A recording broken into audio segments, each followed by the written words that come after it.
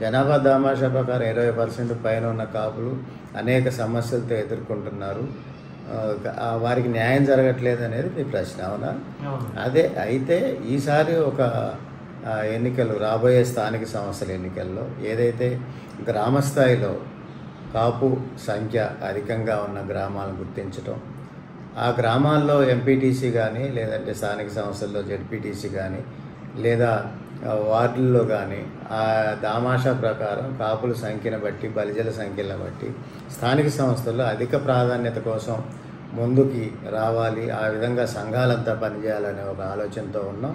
ఆ విధంగా పనిచేసి ఏదైతే అధికంగా కాపు బలిజ వర్గాలు ఉన్న ప్రాంతాలు ఉంటాయో, తూర్పు కాపు ఉన్న ప్రాంతాలు ఉంటాయో, అదేవిధంగా ముంపు మండలాలు ఒక 7 మండలాలు తెలంగాణ నుంచి వచ్చి ఆంధ్రాలో కలిసినాయి. మున్నూరు కాపు కుటుంబ సభ్యులు ఎక్కువగా ఉన్నారు. వారున్న ప్రాంతాల్లో వారికి ప్రాధాన్యతనిచ్చే విధంగా కూడా ఎన్నికల్లో మేము పోటీ చేయించాలి, వాళ్ళందరికీ అవకాశం కల్పించాలనే విధానంతో అన్ని పార్టీల మీద ఒత్తిడి తేవాలనే ఆలోచనతో ఉన్నాం.